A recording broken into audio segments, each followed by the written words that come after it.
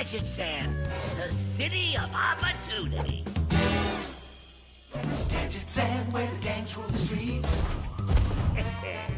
Gadgetzan, full of swindlers and cheats. Sip and sing, a ring-a-ding-ding on the mean streets of Gadgetzan. Gadgetzan, where crime does pay. Gadgetzan, but we do it anyway. Take on your rivals for your gang survival and the turf that belongs to your clan. Everywhere you look, kid, everyone is crooked. Welcome to the big time, pal. On the mean streets of Gadgetzan.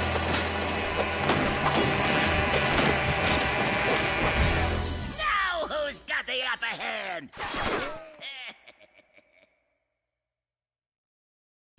Hello guys, Kolento here. I decided to make a private video for YouTube. Maybe we'll make some more discussing the upcoming cards and changes with the new patch. So at BlizzCon we had some new cards revealed and new expansion as well. Streets of Gadgetzan is the name. As well as some new mechanic. The tri-class and new mechanic. From now on we will have some cards which can be put into 3 classes instead of being available to every class or to only class. So in the mean streets of Gadgetzan, we've created a brand new type of card, the tri-class card. Each family has their own exclusive set of them. This is how it works for the Cabal. In the Cabal are mages, priests, and warlocks. So their tri-class cards can be played in any one of those classes' decks. Here's an example, the Kabal Courier.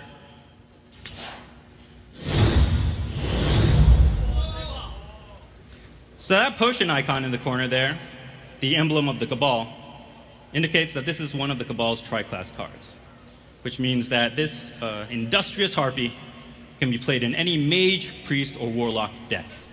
I know it will be kind of difficult to balance the cards since they made it this way. I don't really expect those cards to be extremely strong because of how situational universal the card is, right? You can put the card into any of the 3 classes, and if it does something which can be good in a particular class, in other classes it will be underwhelming. So I think it's really difficult to make a card being useful in 2 classes simultaneously, and they should also be careful about printing such cards. Let's say you can't really make a spell with a 3-class parameter, which does little amounts of damage, and give it to rogues and druids, because then they can put it into a Malygos druid or rogue deck and make it really strong, right? But you can't do it. What you can do, you can give it to like a priest, maybe mage. It won't break again. And yeah, I think it's really fun to see some new sort of mechanic as well. As well as when I saw this card first time, I felt like it's a good way to make cards. I think I'll enjoy it, have some fun playing it. Yeah, so also I want to talk about some cards which were revealed in at BlizzCon already. So for 5 mana, Hana got a weapon, Piranha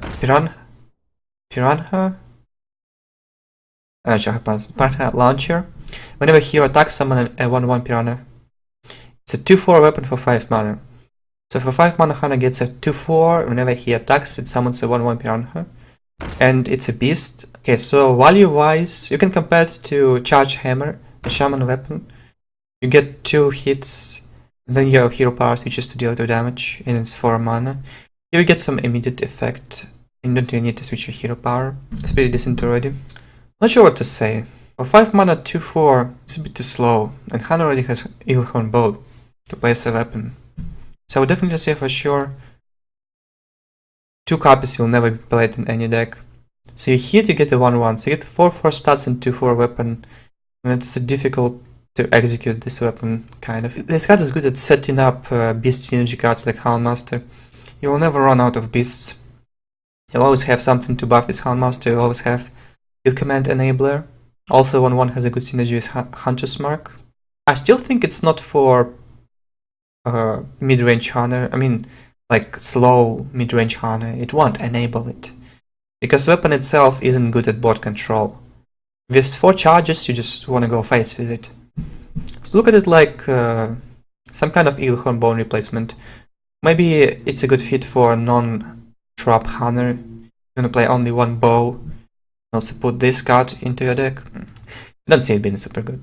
I think my judgment on this, it's okay card might be, we might see one of in some decks.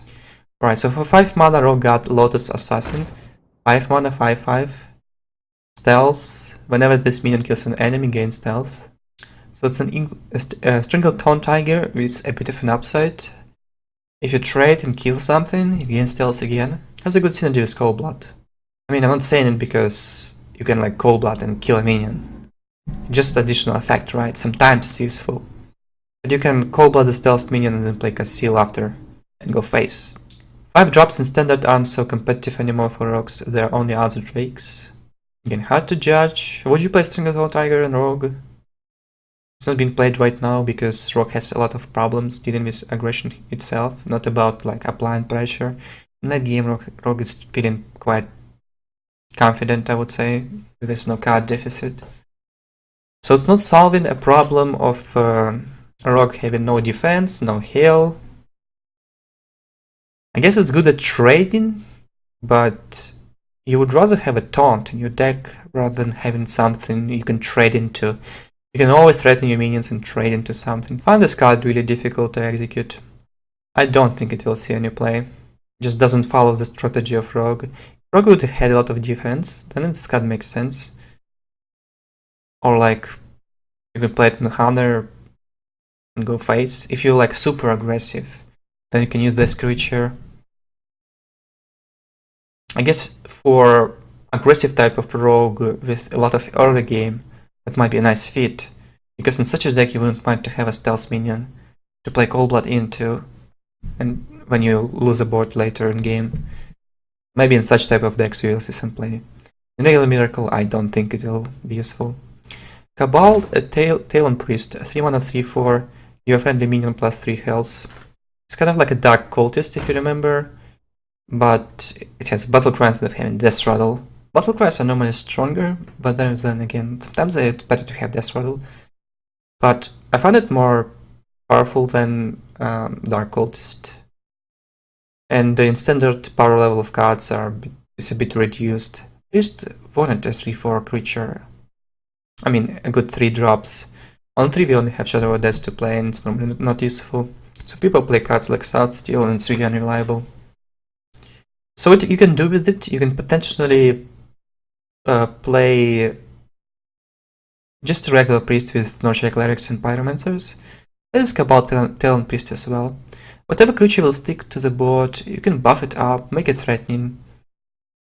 So what it does, it makes every creature priest has on the board threatening if you're playing it in your deck. The stats 3/4, it doesn't trade so well into anything really. Like 3/4 on 3, I mean against shamans it must be good. I guess it's something you can resurrect on 5. I was looking for a 3-drop when I was playing Resurrect Priest. I couldn't find good ones, so I was playing like Aegis Darkbane. Sometimes you can put Power Shield on it. I didn't find it super good, so Kabal Talonpriest must have a fit into Northshire Cleric decks. As well as in Resurrect you can just play it as a 3/4. It's a good upside. Compared to Temple Enforcer. For 6 mana get a 6/6, same Battle Cry. 3/4 is a good stat line creature. You don't really play 6 mana 6/6. 3/4 comes earlier, it has a good upside. You can sometimes even consider keeping the creature in your hand instead of playing it on 3 if you play against control. You can buff up something. Again, it's not super threatening if you play it against control or slower decks. But like against Freeze Mage, I wouldn't mind having 3/4 body on the board. It adds up. Yep, I think it will have some play, of course. I would be surprised if Blizzard wouldn't do anything about Priest being underwhelming class in meta. So it's obvious to see a powerful addition to the deck. Right, another card, Kabal Courier, 3 mana 2/2. Battle Cry, discover a Mage, Priest or Warlock card, and it's a 3 class card. So 3 mana 2/2, you get to discover Mage, Priest or Warlock card. Feels a bit weak, to be fair. For 2 mana, Rock can get Undercity Huckster, right? Undercity Huckster isn't so crazy. You can play it on Priest and find something which is kind of useful for you, but Priest has such a big problem right now with tempo. I don't think 3 mana 2/2 will solve anything. Like Mage, Priest or Warlock cards, I can see playing this card in Arena Warlock, for example. I think it will have a nice hit there. Yeah, you can get lucky discovering something useful, like Shadow or Death from a Priest can be really useful sometimes against some decks. It's a discover card which is stronger than just joining card, technically. Like Priest, I mean, if you want deck to be good, like really competitive, you can play a 3 mana 2/2. It's so easy to trade into. Look at the Shamans. They have Totem Golems, it's enough to buff Drag once and it already trades into it, it stays alive. Feral Spirit trades into it, doesn't die. Just such a bad value. I'm really feeling like it's missing a stat there. Maybe a 2/3. Like a 2/3 minion would have been really good.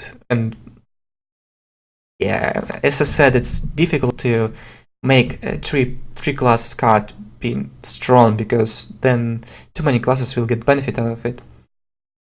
Yeah, so I think it won't have too much use. We won't see it in play too much.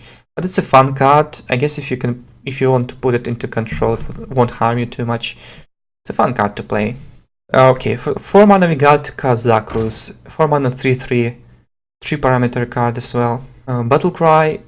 If your deck has no duplicates, create a custom spell. So again, it's Mage, Priest or Warlock, 3 parameter card. Because with Kazakus, you get to create a custom spell. Here's how that works. When you summon Kazakus, he's going to make a potion for you. And depending on how powerful you want that potion to be, you choose a mana cost. And based on that, you discover an effect, and then you discover a second effect, all depending on what you think you need now, or what you think you need later. And then, your job's done. My opinion, it seems cool. Is it worth crafting deck around it? Like if for 5 mana you'll get a powerful defensive spell, some sort of AoE or heal for 10, let's say. If something like this is a case, then the card can be compared to Reno Jackson, and it is worth to make a deck around it. And obviously, if you play standard, if you play wild, you definitely put this card into your Reno deck. I'm looking forward to playing it. Very curious about what else you can craft with it. Interesting card. So, and Warrior got this 1 mana cost spell, I know a guy, discover a taunt minion. For 1 mana you can discover a taunt. If you play some sort of Arcane Giant Warrior, you can make your Arcane Giant cheaper by playing this spell. Like Arcane Giant, Wild Pyromancer deck will definitely benefit from it. It's not super good deck right now. Maybe Blizzard will make some more spells supporting such Arcane Giant Warrior strategy. We'll see. For regular warriors, so I don't think it's super useful. You would rather have a removal than a creature anyway, and you get to discover a minion, but it also takes your mana away from you. I don't think it's for control warrior. There are no taunts in deck right now in standard. Why would you play this? You have a chance of discovering a triple weak taunt as well. Frostful Grant, Booty Bay Bodyguard. There must be plenty of useless ones. Just can't remember them all right now. So I don't see this card being super good in Control Warrior, but for Arcane Giant, I think it's interesting. But guys, so that's it. Hope you enjoyed this video. See you next time.